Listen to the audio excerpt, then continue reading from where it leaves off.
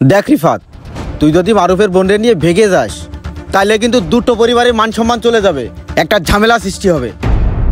দেখ মামা, আমি ভাইবা দেখছি সাদিয়ারে নিয়ে এখন যদি পালায় না যাই তাইলে আমি জীবনেও সাদিয়ারে পামু না। আর সাদিয়ার যে ভাই, হ্যাঁ, ওরে তোরা ভালো করে না চিনলেও আমি খুব ভালো করে চিনি ওরে। ও জীবনেও তো এই সম্পর্ক মানিয়ে নিব না। তার চেয়ে ভালো পালাই চলে যাবো, 2-3 মাস পরে আমু দেখবি এমনি সবকিছু মাইনা নিব। আরে মামা, আমি সব বুঝতে পারছি, তারপরেও এই বন্ধু বান্ধবের ভিতরে এরকম কাজ করা ঠিক হবে না। তার চেয়ে ভালো তুই দুটো পরিবারে জানাই দেখ কিছু করতে পারিস কিনা। দুই পরিবারের আমি জানামো, তারপর বিষয়টা জানাজানি হোক, এরপর আমাদের বিয়েটা ভাঙ্গা যাক। আমি মারুফরে খুব ভালো করে চিনি, ও আমার বন্ধু না। চুপ কর, মারুফ আসতেছে, কথা বলিস না। তোর আল্লাহ দোহাই তুই কিছু বলিস না, আমি যাই গা। আরে দাঁড়া, কই যাচ্ছিস? সেখানে দাঁড়া না। তুই কিছু বলিস না। আরে আমি বলবো না, তুই দাঁড়া। কিরে মারুফ, কি অবস্থা? এই কি অবস্থা? এই জায়গায় বসে রয়েছিস? এই তো আসি বসে। কিরে রিফাত, মন খারাপ নাকি? না, মন খারাপ হইব কা? এমনি দাঁড়া রইছি, ভাল লাগতেছে না। কি হয়েছে ওর? আরে ওর কি হবে, যা হয়েছে ভালোই হয়েছে, তোর শুনতে হবে না। আরে কি হয়েছে? বন্ধু বান্ধব তো, ক সমাধান করতে পারি কিনা দেখি। তুই আর কি প্রবলেম সলভ করবি? আচ্ছা মামা, তুই আমার একটা জিনিস কত, মনের বিরুদ্ধে গিয়ে কোনো মেয়েরে যদি বিয়ে দেওয়া হয়, ওই মেয়ে সংসার করতে পারবে কিন্তু মনের দিক থেকে, মানসিক দিক থেকে জীবনে ভালো থাকতে পারবে?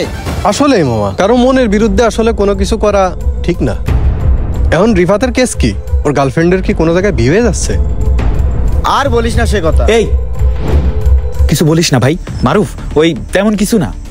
আরে তেমন কিছু না মানে? এই আমার কথা শোন, এই তুই চুপ কর, আমারে বলতে দে।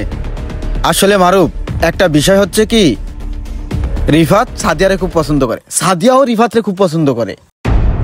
আমার কথা শোন, তারা দুইজন যুক্তি করছে যে এরা পালাই চলে যাবে, পালাই গিয়ে বিয়ে করবে। আচ্ছা তুই ক, পালাই যাওয়ার পরে দুটো পরিবারের সম্মান চলে যাবে না? তোর সম্মান যাবে না, ওর সম্মান যাবে না? তার থেকে আমি আইডিয়া দিচ্ছি যে তোরা দুই পরিবারে এক করে কথাবার্তা বল, তারপরে একটা সিদ্ধান্ত নে। আমি কি খারাপ কথা বলছি? মারুফ কথাটা শোন, যাস না। দিলি সবকিছু নষ্ট করিয়া। আমি তোর এত করে কইছি, কারোর জানানোর দরকার নাই। এখন আমও গেছে, সালাও গেছে, সাদিয়ারে নিয়ে চলে যেতাম, 3 মাস পরে আইতাম, সবকিছু ঠিক হয়ে যেত। শুন, তুই আমার ভালোই চাস না, তুই আমার সাথে কোনো কথাই কবি না। আরে বেটা, ওর বোনটা পাওয়ার জন্য একটা সিগারেট পর্যন্ত মুখে দেয়নি। থাক তুই, আমি গেলাম। আমার বোনের চোখে যেন কোনোদিন পানি না দেখি।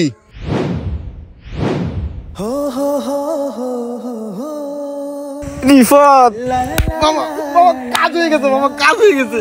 আরে ভাই কাঁদিস না, হালাল সম্পর্কে ভাবে ভেঙে যেতে পারে না। তুই ঠিকই কইছস। পরিস্থিতির শিকার হয়ে পালিয়ে যাওয়া ছেলে মেয়েদের মেনে নিলেও ঠিক ওই মা বাবার মনে মৃত্যুর আগ পর্যন্ত আঘাতটুকু থেকে যায়। তা যা হবার হবে, নসিবে থাকলে জোড়া লাগবেই। তবুও পালিয়ে গিয়ে পিতামাতার মনে আঘাত দিবেন না।